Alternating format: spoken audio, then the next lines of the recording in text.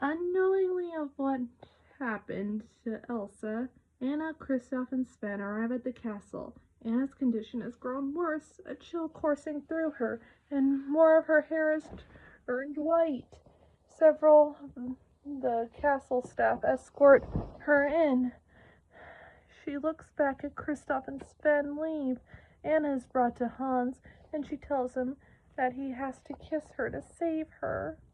The castle staff in the room quickly leave to give them privacy. Hans places Anna in a chair, leans in as if to kiss her, and then his smile turns into a sneer, and he says, "Oh, Anna, if only there was someone out there who loved you." As Anna looks at him in shocked confusion, Hans explained that he is the youngest of 13 brothers. He had no chance at claiming his family's throne. He would be an old man by then, so he went looking for a royal family he could marry into. Unable to get Elsa, he made Anna's acquaintance and played on her naivete, saying, "You were so desperate for love, you were willing to marry me just like that." He intended to marry her before causing some form of accident for Elsa would clear his path to the throne, make him be the king of Arendelle. However, with Anna becoming weaker and about to die, he plans to simply let her frozen heart overcome her, then kill Elsa, ending the eternal winter and bringing back summer. Anna, now hating Hans for his cruelty, blatantly says, "You're no match for Elsa," with Hans replying that she isn't a match for Elsa. He extinguishes the fire in the nearby fireplace before locking her in the room. Anna collapses with shock as the ice slowly spreads all over her body, causing her hair to turn completely white. Hans goes to speak with the Duke of Weselton and several other dignitaries. He feigns grief and claims that Elsa has killed Anna, but he and Anna recited their wedding vows before she died. In part due to the eternal winter chaos, this apparently is enough to give him full authority to declare Elsa guilty of treason and sentence her to death. The palace guards go to Elsa's cell, but are detained when a wall of the cell collapses. While they are held up, Elsa freezes her shackles to the point that they shatter, then breaks through the wall to outside. Meanwhile, far from Arendelle, Kristoff and Sven walk away when Sven urges Kristoff to go back and confess his feelings for her. Kristoff claims he has no need to, but as they look back at Arendelle, a mysterious swirling cloud of snow begins to engulf the kingdom. The two then take off towards the growing danger. Anna's curse becomes stronger, with her death process nearly complete. When Olaf arrives, he finds Anna in the library on the ground and quickly dying. Olaf comes to Anna's rescue and starts a fire to warm Anna up. Olaf then asks what happens with Hans' true love kiss, to which Anna reveals his betrayal, that it was never true love. Fearing he'll melt, Anna tells Olaf to leave, not wanting to abandon Anna. Olaf stays by her side and nearly melts during this time. Having lost her optimism for a whole, Anna brokenheartedly admits to Olaf that she doesn't even know what love is. Olaf replies by telling Anna that love is putting someone else before yourself. Using Kristoff as an example, this reveals Kristoff's true feelings to Anna, much to Anna's surprise. Suddenly, the library's window bursts open due to the strong winter winds. Olaf rushes to close it, but then, using a pair of icicle-like binoculars, Olaf notices Kristoff and Sven rushing across the fjord to the castle. Knowing Kristoff is truly the one that loves Anna, the two try to head out to meet him. Olaf helps Anna up, but the storm outside is so worse that icicles spring up from the inside and block their path in the hallway. Going out a window, the two slide down the castle's step-deep roofs. Anna attempts to make her way across the icy fjord, with Olaf close behind. However, as the wind picks up, Olaf is blown away and Anna finds her hands are turning to ice. Even so, she continues to move forward, calling out Kristoff's name. Meanwhile, Hans finds Elsa wandering the ice of the fjord, thinking he's come for her. Elsa tells him to leave her alone and take care of Anna. Hans lies and says that Anna was killed by Elsa's magic.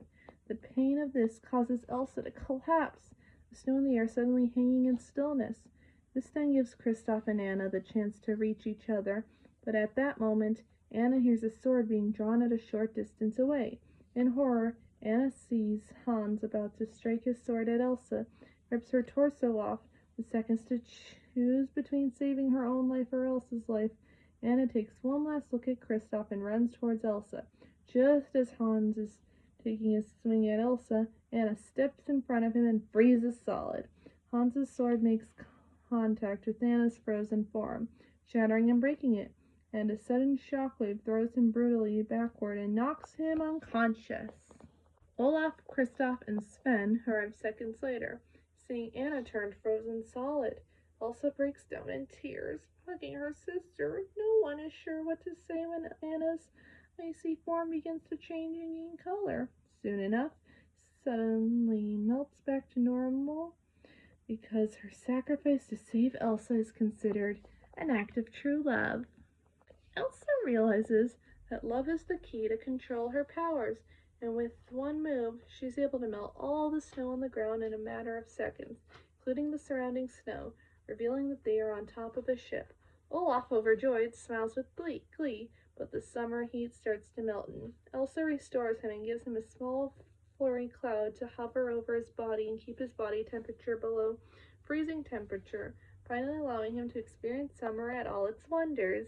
When Hans awakens, several moments later, he finds Arendelle thawed and peace restored. Kristoff tries to march forward towards Hans to attack him, but while Elsa is touched by such a gesture, Anna generously deplores the thought of an assault between them. She ultimately confronts Hans herself. Hans stutters with disbelief, "But she froze your heart." Anna coolly replies, "The only frozen heart around here is yours," and sends Hans over to the side of the ship railing and into the water with a single punch. She and Elsa then hug, with their friendship restored and stronger than ever. As the sisters hug, Anna looks lovingly towards Kristoff, showing that she reciprocates his love. Once again, Arendelle is restored to normal. Elsa is once again accepted as queen, with everyone finally understanding that she is no monster but a creator of beautiful magic. Exposed as this manipulating, lying traitor he is, Hans is arrested and deported back to his own kingdom to face punishment from his 12 brothers for his treason. Elsa additionally cuts off all trade with the Duke of Weselton. The Duke tries to claim that he was innocent and a victim of fear, but to no avail. He and his bodyguards are sent back in disgrace with Kai deliberately.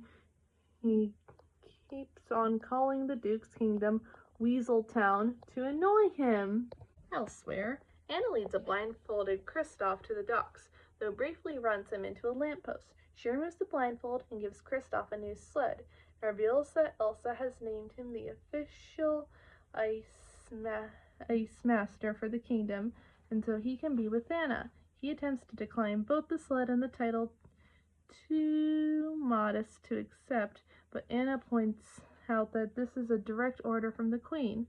When she asks what his thoughts on the sled are, Kristoff picks up Anna and twirls her around in his arms, exclaiming that he loves it, and that he could kiss her. Realizing what he said, Kristoff immediately puts her down and stammers awkwardly that he'd like to, among several sentences of nonsense, leaving him embarrassingly flustered. Anna kisses his cheek, saying to Kristoff, "We may," and the two share their first kiss, officially beginning their romantic relationship.